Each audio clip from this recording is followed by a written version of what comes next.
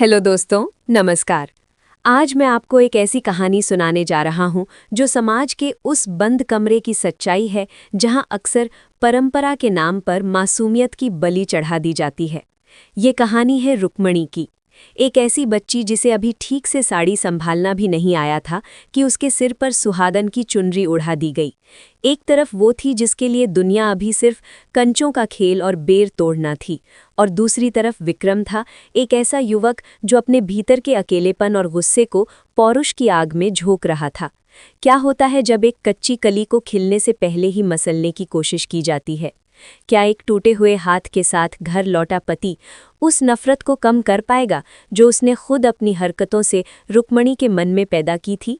रिश्तों के दबाव, उम्र की दहलीज और शरीर की भूख के बीच उलझी हुई आइए सुनते हैं ये मार्मिक कहानी, सुहाग रात। गांव की पगडंडियों पर सन्नाटा था, लेकिन माधव के घर में दियों की लौ थरथरा रही थी। आज रुक्मणी की विदाई होकर आई थी। महज 13 साल की रुक्मणी, जिसे अभी स्त्रीत्व के पहले पड़ाव माहवारी का भी अनुभव नहीं था, एक भारी सिल्क की साड़ी और गहनों की बोझ तले दबी कमरे के एक कोने में सिमटी बैठी थी।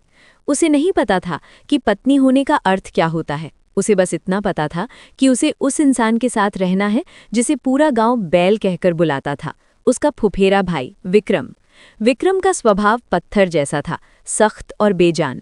22 साल की उम्र में भी उसके भीतर एक ऐसा उफान था जो कभी भी ज्वालामुखी बन सकता था। बचपन में ही माँ के चले जाने और फिर सौतेली माँ के तिरस्कार ने उसे एक बागी बना दिया था। घर में सौतेले भाई बहनों को मिलने वाला लाड़ उसे चुभता था, जिसके कारण वो बात बात पर हिंसक हो जाता। क्रोध में वो कीमती सामान तोड़ देता, गालियां देता और अपनी ताकत का बेजा इस्तेमाल करता। उसके पिता को लगा कि शादी की बेड़ियां शायद इस जंगली घोड़े को पालतू बना देंगी, लेकिन गांव में कोई अपनी बेटी को इस आग में झोंकने को तैयार न था। अंत में रुक्मिणी की मां ने अपनी दिवंगत ननद की आखिरी निशानी के प्रति ममता दिखाते हुए अपनी फूल जैसी बेटी का हाथ विक्रम के हाथों में थमा दिया। कमरे का दरवाज़ा चरमराते हुए खुला। विक्रम अंदर आया। उसकी आंखों में वो चिरपरिचित गुस्सा नहीं, बल्कि एक अजीब सी बेचैनी थी। रुक्मिणी का दिल जोर जोर से धड़क रहा था। उसने सुना था कि जब विक्रम को गुस्सा आता है तो वो सामने वाले का सिर फोड़ने से भी नहीं कतराता। विक्रम ने साफा उतारकर जमीन पर पटका और रुक्मिणी के पास जाकर खड़ा हो गया। रुक्मिणी डर के मारे कांपने लगी। डर रही हो? विक्रम की आवाज भारी थी। रुक्मिणी ने कोई जवाब नहीं दिया, बस अपनी नजरें झुकाई रखीं। वो सोच रही थी कि क्या आज भी कोई बर्तन टूटेगा, क्या आज वो उस पर भी हाथ उठाएगा। विक्रम ने रुक्मिणी के चेहरे की ओर हाथ बढ़ाया। रुक्मिणी ने डर के मारे आंखें बंद कर लीं, लेकिन प्रहार की जगह उसे अपने सिर पर एक भारी और खुरदरा हाथ महसूस हुआ। विक्रम उसे सहला रहा था। उसने धीमी आवाज में कहा, सब कहते हैं मैं पागल हूँ, अनपढ़ और गंवार हूँ, शायद हूँ भी, क्योंकि मुझे प्यार करना किसी ने सिखाया ही नहीं। पर तुम तो अभी गुड़िया से खेलने वाली बच्ची हो। विक्रम बिस्तर के एक किनारे पर बैठ गया और खिड़की से बाहर अंधेरे को ताकने लगा। उस रात सुहाग रात के पारंपरिक अर्थ कहीं खो गए थे। कमरे में दो ऐसे लोग थे जिन्हें समाज के फैसलों ने एक साथ खड़ा कर दिया था। एक वो जिसे कभी माँ का दुलार नहीं मिला, और एक वो जो अभी खुद माँ बनने की उम्र से कोसों दूर थी। ये सुहागरात मिलन की नहीं, बल्कि दो अधूरे जीवन के एक साथ जुड़ने की शुरुआत थी। जहां एक और रुक्मिणी का बचपन छीना जा चुका था, वहीं विक्रम के भीतर का पशु पहली बार किसी मासूमियत के सामने घुटने टेक रहा था। रुक्मिणी की शादी कोई सामान्य समझौता नहीं, बल्कि एक मजबूरी का दान थी। जब विक्रम के पिता यानी रुक्मिणी के फूफा हाथ में मान मर्यादा का वास्ता लेकर दरवाजे पर आए थे, तो रुक्मिणी की मां निरुत्तर हो गई थी। उन्होंने बड़े हक से कहा था, अगर तुमने भी अपनी बेटी का हाथ नहीं दिया तो मेरा बेटा पूरी तरह बर्बाद हो जाएगा, उसे कोई और नहीं संभाल पाएगा। रिश्तों की दुहाई और अपनी दिवंगत ननद की ममता के आगे रुक्मिणी ने घुटने टेक दिए। जिस उम्र में लड़कियां गुड़ियों के ब्याह रचाती हैं, उस उम्र में रुक्मिणी का अपना ब्याह तय हो रहा था। उस दोपहर का मंजर आज भी गांव वालों को याद है। मेहमान उसे देखने आए थे और 13 साल की वो नन्ही जान घर के पिछवाड़े बच्चों के साथ कंचे खेल रही थी। उसकी गोद में जीते हुए कंचों का ढेर लगा था और चेहरे पर मासूम जीत की मुस्कान थी। धोती, टोपी और भारी चमड़े की चप्पलें पहने उसके होने वाले ससुर ने जब उसे देखा तो पहला शब्द यही कहा, इसे अभी से साड़ी पहनाना शुरू करो ताकि ये थोड़ी बड़ी दिखे। इतनी छोटी बच्ची को बहू बनाकर ले जाएंगे तो लोग क्या कहेंगे। रुक्मिणी घबरा गई थी। उसे तो अभी शारीरिक बदलावों यानी यौवन का आभास तक नहीं था और उसके सिर पर सबने शादी का बोझ डाल दिया था। मासूम रुक्मिणी को शादी की गंभीरता का अंदाजा नहीं था। उसके लिए शादी का मतलब था ढेर सारे नए कपड़े, रंग बिरंगी साड़ियाँ, खनकती चूड़ियाँ और वो गहरे लाल रंगी रेशमी चुनरी। उसे मेहंदी की खुशबू और नेल पॉलिश की चमक भाती थी, जो पहले उसे कभी इतनी बहुतायत में नहीं मिली थी। वो इन खिलौनों जैसी चीज़ों को पाकर चहक रही थी, ये जाने बिना कि इन चमकती चीज़ों की कीमत उसे अपना बचपन देकर चुकानी पड़ेगी। उस जमाने में इजाज़त शब्द बेटियों की डिक्शनरी में नहीं था। माँ बाप का फैसला पत्थर की लकीर था, चाहे कांटों की सेज मिले या फूलों की, पति का घर ही अंतिम सत्य था। विक्रम, जो स्वभाव से अक्खड़ और गुस्सैल था, कद काठी में अपने पिता जैसा ही बलिष्ठ और मजबूत था, लेकिन उसका रंग अपनी माँ की तरह कंचन जैसा गोरा था। जब उसने पहली बार उस नन्ही सी रुक्मिणी को देखा तो उसके भीतर का भैंसा, जैसा गांव वाले कहते थे, शांत पड़ गया। उस कोमल और अबोध चेहरे को देखकर विक्रम कहीं गहरे खो गया था। वो आक्रामकता, वो तोड़फोड़ की आदत उस पल के लिए मानो थम सी गई थी। वो समझ नहीं पा रहा था कि इस नन्ही सी कली को वो अपने जीवन के उजाड़ उपवन में कैसे सहेजेगा। शादी की रस्में शुरू हुई तो एक अजीब सा विरोधाभास देखने को मिला। जहां विक्रम की नज़रें अपनी नन्ही दुल्हन रुक्मिणी पर टिकी थीं, वहीं रुक्मिणी का पूरा संघर्ष अपनी 6 गज की भारी साड़ी को संभालने में था। उस भारी भरकम साड़ी में रुक्मिणी जैसी 3 लड़कियां समा सकती थीं। उसके लिए ये सब किसी खेल जैसा था और सबसे बड़ा आकर्षण था फोटो खिंचवाना। उस दौर में कैमरे के सामने खड़ा होना किसी उत्सव से कम न था और वो उसी में मग्न थी। उसके लिए पति का अर्थ बस इतना था कि एक शख्स सिर पर मोर बांधकर बगल में खड़ा है, जिसकी सेवा वैसे ही करनी है जैसे उसने अपने माता पिता की थी। जब पंडित जी ने आवाज दी कि दूल्हा दुल्हन को मंडप में लाओ, तब रुक्मिणी शादी की गंभीरता से कोसों दूर थी, अपने आंचल में बेर भरे खड़ी थी। ससुराल के गांव में बेरों की भरमार देख उसका बालमन ललचा गया था।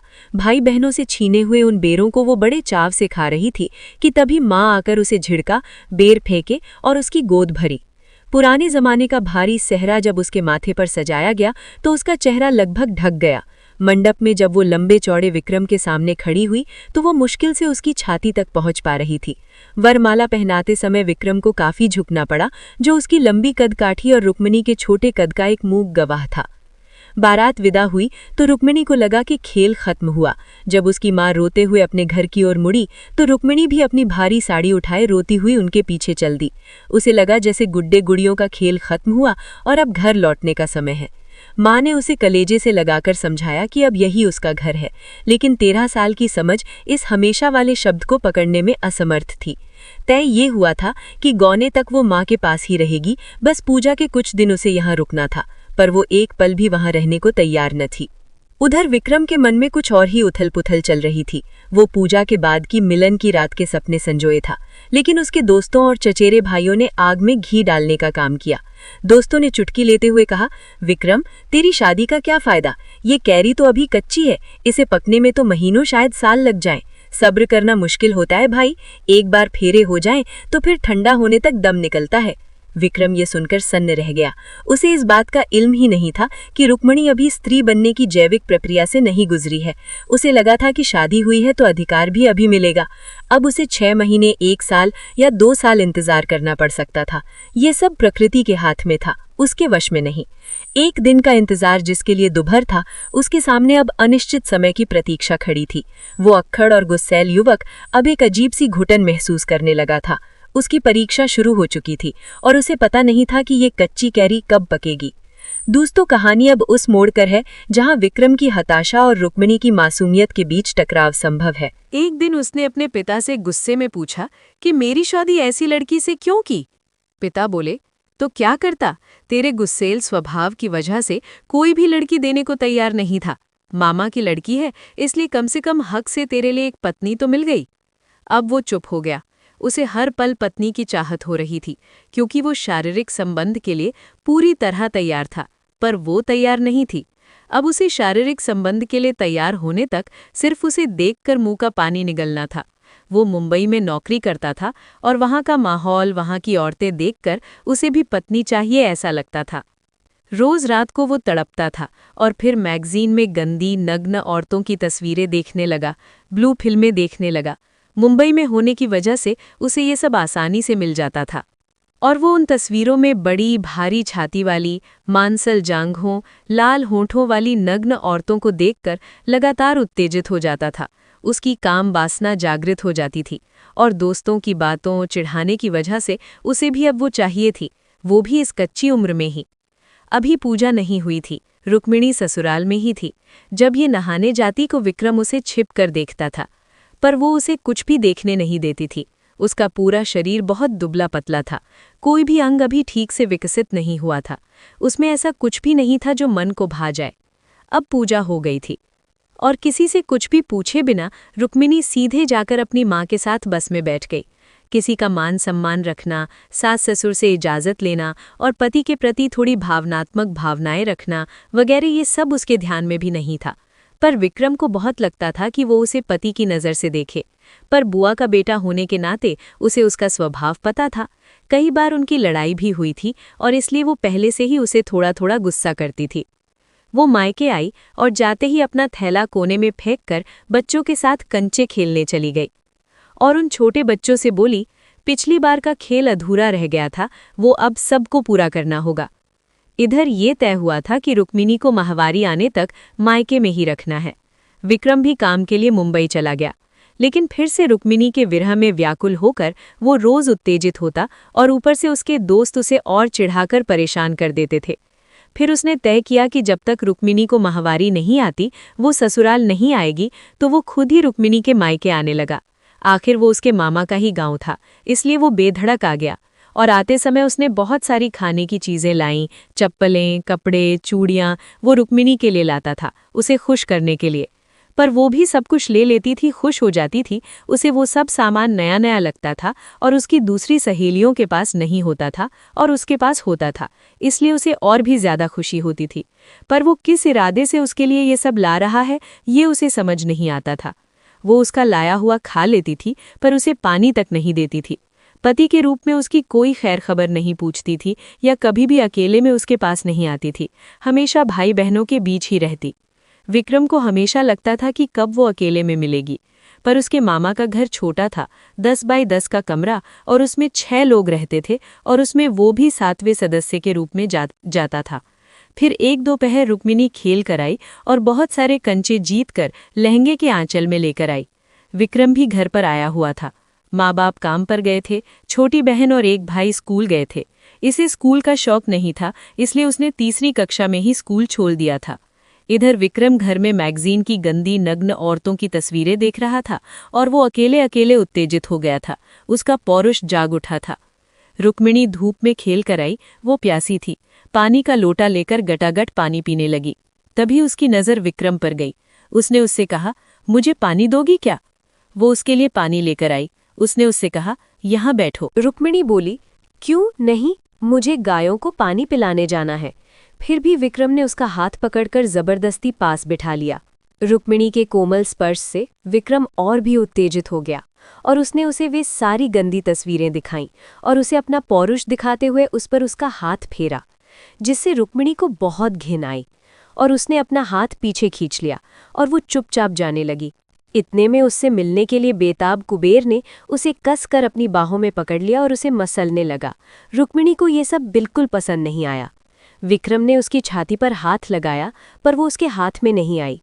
रुक्मिणी अपनी रिहाई के लिए चीखने चिल्लाने लगी। उसे वो आदमी असहनीय लगने लगा। उसकी चीख पुकार सुनकर बाकी बच्चे दरवाजे पर आ गए और उसे मजबूरन उसे छोड़ दिया और रुक्मिणी विक्रम से नफरत करती हुई वहां से चली गई, क्योंकि उसे धीरे धीरे प्यार से खिलाने से पहले ही उस कोमल कली को तोड़ने की विक्रम ने कोशिश की थी।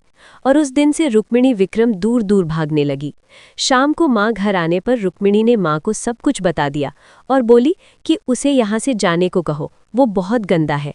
रुक्मिणी की माँ उससे बोली, चुप रहो, हंगामा मत करो, वो तुम्हारा पति है, घर में छोटे भाई बहन हैं, उन तक ये बात नहीं जानी चाहिए।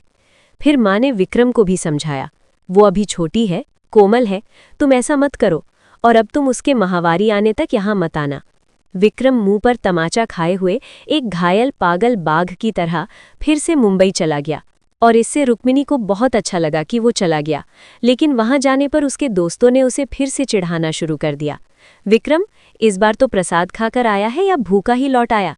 तेरी किस्मत ही खराब है। वगैरह वगैरह बोलकर वे उसे ताने मारने लगे। पहले ही वो अपने दिमाग से कम सोचता था, उसका उतावला गुस्सैल स्वभाव उसे शांत बैठने नहीं दे रहा था। उसे अपना अपमान दिल पर लग गया। उसे सच में एक पत्नी की बहुत ज़रूरत थी। वो पूरी जवानी में था, पर सब्र नहीं हो रहा था। और इसी तरह बिल्डिंग पर चढ़ते समय विचारों में ही उसका पैर फिसल गया और वो तीसरी मंजिल से ईंटों के ढेर पर गिर गया। उसका हाथ टूट गया और वो फिर से गांव आ गया।